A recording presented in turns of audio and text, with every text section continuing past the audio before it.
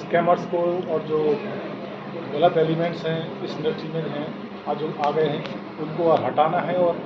जो सर्टिफाइड हैं genuine relocation companies हैं पैकेज मूवर्स कंपनीज हैं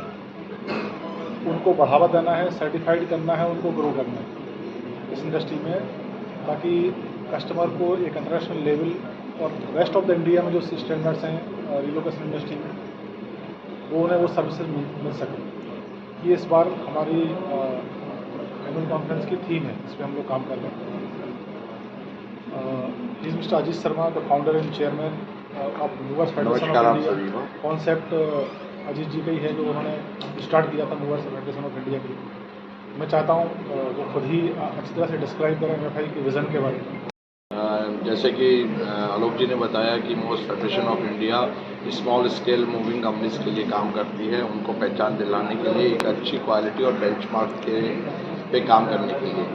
जैसे कि बताया आए दिन चोरी हो रही है, सामान नहीं पहुंच रहे हैं या सामान लेने के बाद ज़्यादा पैसा मांगा जा रहा है, उन सब चीज़ों को रोकने के लिए हम लोग काम कर रहे हैं पूरे भारतवर्ष में, और ये हमारा 6वां वार्षिक महोत्सव है। Thank you. हम काफ़ी दिनों से देख रहे हैं कि ऐसी कंपनी आ गई हैं जो लोकल में बिजनेस कर रही हैं, लेकिन न वो रजिस्टर्ड हैं, न ही उनकी कोई पहचान है, न उनका ऑफिस है वो, और काफ़ी वो सामान उठाते हैं, उसके बाद में न तो सामान का पता होता है न ही उनका ऑफिस मिलता है। पुलिस में भी काफ़ी बार ये इशू आते हैं, पुलिस भी इन चीज़ों में से काफ़ी जानती है। तो हमारा मकसद वही है कि सबका वैल्यूएबल जो सामान है सेफ हैंड्स आए, और अप्रूव्ड मेंबर जो होते हैं हमारे MFI के या जो भी रजिस्टर्ड कंपनी है उनके थ्रू ही बिजनेस करें। यहाँ पे कुछ स्कैमर्स हैं या जो इस इंडस्ट्री के अंदर जो आकर के जिन्होंने इंडस्ट्री के नॉर्म्स पे बिना काम करना है, जिनके पास कोई भी इंफ्रास्ट्रक्चर सपोर्ट नहीं है, किसी के पास वेयर हाउस नहीं है, किसी के पास व्हीकल्स नहीं है, but they are manipulating the codes, they are getting the leads. वो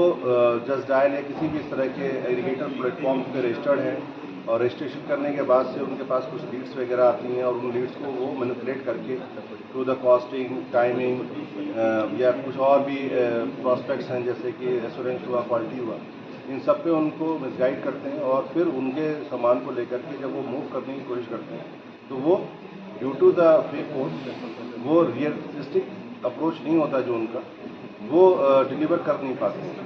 और जो दूसरा हम लोग को यहाँ पर जो सबसे बड़ा जो चैलेंज मिल रहा है जो रिलोकेशन इंडस्ट्री के लिए, वो ये है कि बहुत सारे ऐसे जो पैकर मूवर्स हैं जो इस इंडस्ट्री में हैं, उनके पास बिलिंग का प्रॉपर फॉर्मेट नहीं है, GST किसी का है, इन्फॉर्मेशन किसी का है,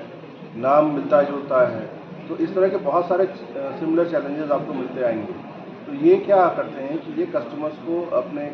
कॉस्टिंग पॉइंट पे, लो कॉस्टिंग पे सस्ते में कॉस्टिंग करके और उसके उनसे पूरा कंसाइनमेंट लेते हैं और उसको वो गायब कर देते हैं, उनको हटा देते हैं या बेच देते हैं या जो भी उस तरीके से वो डिलीवर करना चाहे, तो वो इन रिजल्ट ये होता है कि वो डिलीवर नहीं होता फाइनली, और कस्टमर एक प्रॉब्लम में क्रिएट हो जाता है कि उसको कुछ भी देने के लिए नहीं है। अब वो क्या करेगा, लखनऊ से मान लेकर गुवाहाटी से वो शिफ्ट होकर के दिल्ली गया है और उसका सामान दिल्ली पहुंचा ही नहीं, अब वो दिल्ली पहुंच गया तो कैसे काम करेगा।